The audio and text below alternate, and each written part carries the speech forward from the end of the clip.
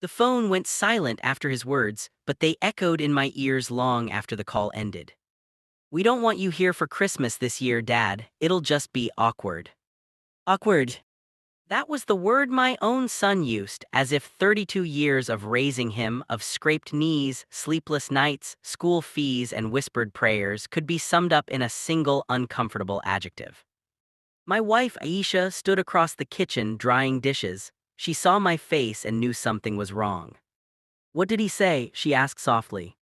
I swallowed. "He said they don't want us there for Christmas." Her hands froze, a plate slipped slightly in her grip, clinking against the sink. "Not want us," she repeated as if the words didn't make sense in her mind. "Our own son."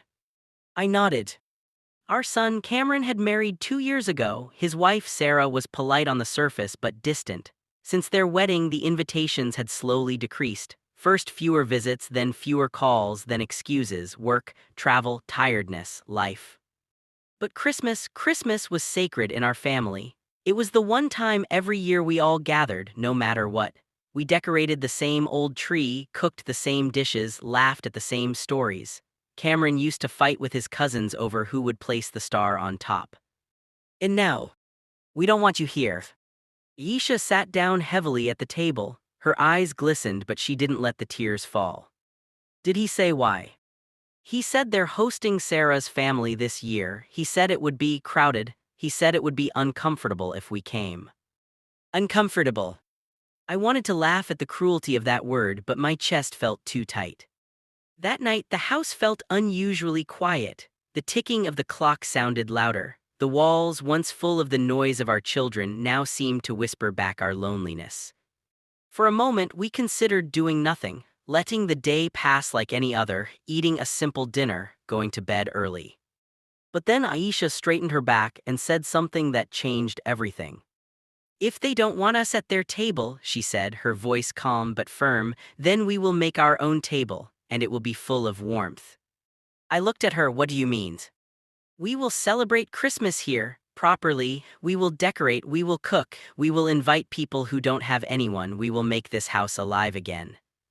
I hesitated, "But it will just remind us of him."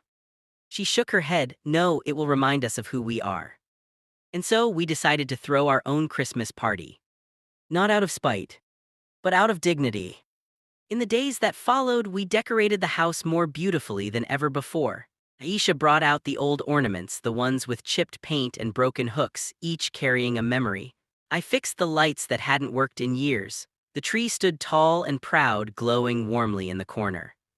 We invited our neighbors, an elderly widower down the street, a young couple who had no family in the city, and 2 children from the nearby orphanage whom Aisha volunteered with.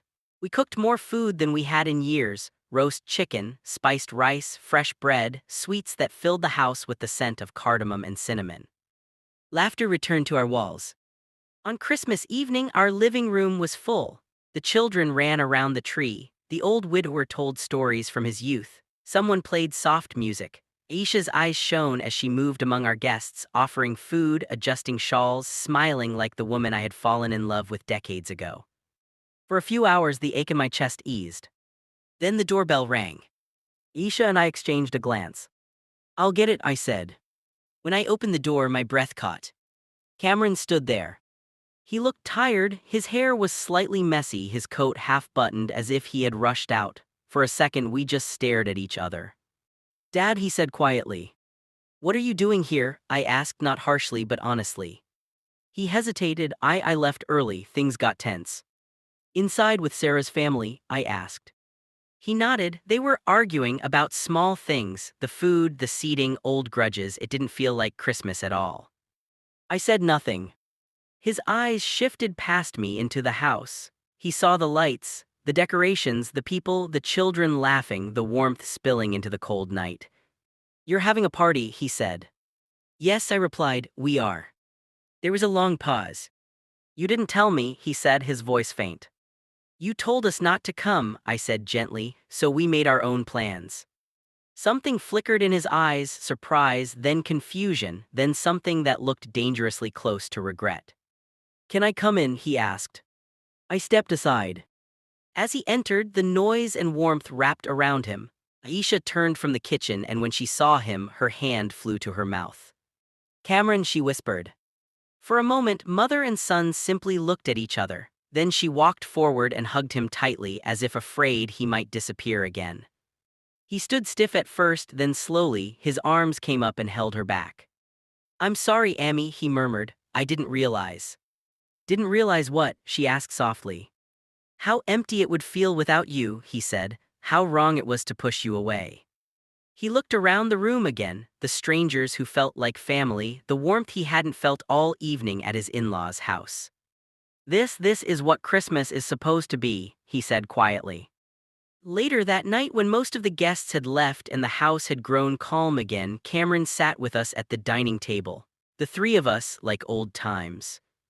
I thought I was doing the right thing, he said. Sarah felt overwhelmed. She said her family wouldn't be comfortable if you were there. I didn't want to create tension between my wife and my parents, so I chose distance.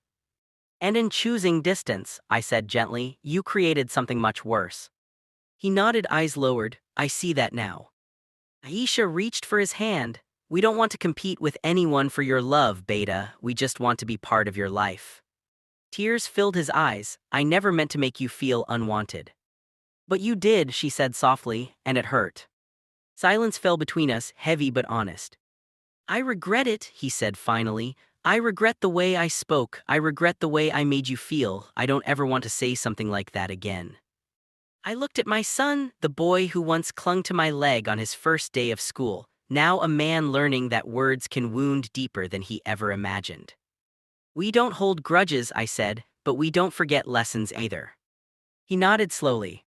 That night after he left, Aisha and I sat by the tree, the lights still glowing softly. He came, she said. Yes, I replied, and he saw. She smiled faintly. Sometimes people don't understand what they're losing until they see life go on without them. Cameron did not just regret his words. He learned from them. The following week, he invited us to dinner, not out of obligation but out of a renewed understanding. His voice was warmer on the phone, more careful, more respectful. And every Christmas since, no matter where it is held, one thing has never been said again in our family. We don't want you here.